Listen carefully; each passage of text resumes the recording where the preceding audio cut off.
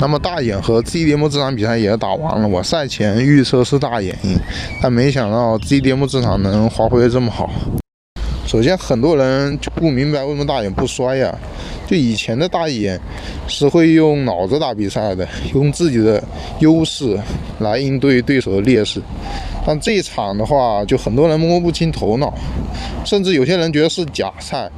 觉得这是大眼故意让位的，来让马哈来拿双冠啊。我虽然也是预测错了吧，但是我觉得这个阴谋论倒是不至于。就是其实我又仔细看了一下比赛啊，我觉得这确确实实大眼，首先就是大眼为什么会采取这个打站立的这个战术呢？就是不是上来就打摔。首先要知道一点啊，缠斗有分龙心缠斗和龙边缠斗，这两者是不一样的。很多人觉得上一场大眼打华子啊，打摔节奏非常好，随便摔，这种表现你打个马达莱纳不是随随便便的摔吗？G5回合吗？就是在很多人眼里，就是马达莱纳打个伯恩斯都需要靠最后一些翻盘的，华子又比伯恩斯强，大眼打个华子打成这样，那打马达莱纳不是更轻而易举吗？这就是绝大部分人的理论吧。所以说他们很多人到这场，再加之大眼这一场没有摔，所以说就很多人觉得啊，就是假赛了。但其实真的就了解技术的，你真觉得你仔细分析一下，你会发现其中确实有蹊跷。就是大眼呢，他其实打华子，他一直都是压到龙边然后去摔，他那一场基本上所有的摔啊，基本上都在龙边成功的。第5回合发动了一次龙心的爆摔，结果还失败了。你仔细看比赛过程，你可以发现大眼其实也是一个非常依赖就是龙网的一个，需要依靠龙网去发动爆摔的一个选手。然后 GDM 呢，它是龙边防摔相对来说不错，龙心会稍微差点，所以说就是他的防摔刚好撞到这个大眼的优势区了，这就让大眼得考虑考虑了。然后再加之这一次啊，针对性备战了，就是大眼其实也被 GDM 研究了很多啊，这个我们稍后再说。咱们回到最初始的问题，为什么大眼这场会打站立？可以去看一下大眼打华子那场比赛，其实在站立阶段大眼已经有优势了，就是节奏已经在大眼这一边了。大眼在站立上已经非常的压迫华子，就是这给大眼树立了很多站立自信，好吧。其实华子站立阶段就没打过摔，其实摔吧真的就是锦上添花吧。然后在这种情况下，大眼就是对自己产生一种站立自信。但是在摔楼上呢，你可以注意到第2回合末就被华子反制了，然后第3回合甚至被华子拿背了，第4回合第5回合末都被华子挣脱，然后并拿到上位。第5回合末居然被华子还走开口了，就是这一点原因让大眼觉得其实他的摔楼吧就没有那么精湛。你打华子你多次被反制，说明你其实你的摔楼其实没有到那种很强的地步。然后大眼体能其实也没有那么好，他不是梅拉布，他在爆摔之前是需要慎重考虑的，因为你爆摔失败对自己的体能是种消耗。你不像梅拉布他体能基本上无限的，就是梅拉布摔楼虽然说也不是很好，就不是顶尖的，但是他可以不断的去摔，不断的去试错，因为他的容错率很高，用次数来弥补质量。再看看哈菲斯打 GDM， 第3回合都累得不行了，因为爆摔这玩意真的很耗体能。他这个要再加一个回合 ，GDM 包帮他给 K 了呀。伯恩斯那一场也是一样的，到第3回合呢，伯恩斯站立是完全打不了了，本身技术就超体能还不行了。说白了，这玩意确实是很耗体能的。你打摔咱就不说摔不摔得倒的问题，因为那个大眼他本身摔楼就没有像马哈布雷迪这种真的就很顶尖的。你就算摔倒了，压了一些地面时长，对你这个打摔对你这种体能消耗也是很大的。说白了 ，GDM 说可能到比赛后半段的体能储备还更好一点，你大眼到后半段就不好受了。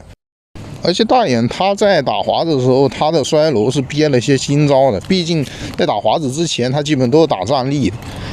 再往前就是打神奇了，那都非常久。所以说他在华子的时候，他是有一个那个烟雾弹的，华子不知道这个大眼的这个新招所以研究对象有点不够参考的那个样本不够。但是这个大眼的那个龙边的东西那些摔楼在上一场已经被华子给试出来了，所以说这个势必也会被 GDM 拿来研究也就是这次针对备战就很成功把大眼的很多东西都研究了。说到这里大眼的定位就清晰了。很多人可能之前对他的印象是他就是纯正一个摔跤手站立有点拉胯，纯靠这个摔跤装裤裆。实际上他是一个站立摔楼各参半吧，50-50，可能略微偏一点摔楼，但其实差距不大。他的摔楼没有马哈布雷迪好，他的站立也没有马达莱纳那些佩奇那些好，所以说他就是这么一个就是综合型的选手。他其实打纯站立比赛不少了打25分钟的站立直接打了很多次了。说到这么多我们回到大眼赛前的心理，你想想近期的安卡拉耶夫对阵佩雷拉，还有乌马尔对阵山德哈根，这些都是站立选手过于备战于防摔，导致忽视了站立，结果防摔是防住了，站立反而没打过的例子。可能大眼就在想，你马达莱纳肯定拼命练防摔、起身这些的，你的站立肯定也有练，但是可以在这上面碰一碰，会不会又出奇效呢？而且再加之主要的是他对自己站立足够自信，他确实觉得自己站立能打。上一场打华子还是打谁，前几场他树立出了一种站立自信，所以说这一场直接干站立来了。他知道这一场是个艰难比赛，因为他在采访的时候就说了 GDM 比华子难对付，所以说这一场大眼打站立吧，我估计就是这么个回事儿。站立足够自信，打摔那一套又耗体能，你说不准的，等会打摔的，最后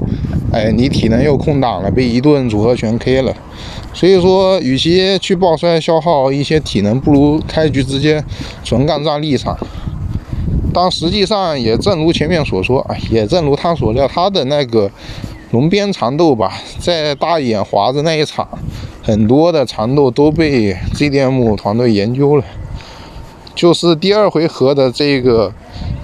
时候大眼他确实是想着那个旱地拔葱的，圈一条腿旱地拔葱，结果GDM 的备战很有效，还有几处其他地方比如说第4回合大眼终于又拿到了熟悉位置，不过 GDM 帮这个比如说第4回合大眼终于又拿到了熟悉的位置，不过 GDM 帮这个空隙压得很死，大眼腿勾不进去，不一会儿这个 GDM 就屁股翘起来了。大眼打华子那场状态拉满，而且有着信息差，你偷摸研究华子1年多了，都把华子研究透了，把自己憋了几年的鹰队学的老招全用出来缠斗那些东西。但是这回就给 GDM 的研究有的那个参考样本，所以说这是这个同样招数你总不能用第2遍吧。所以说也别说大眼怎么不摔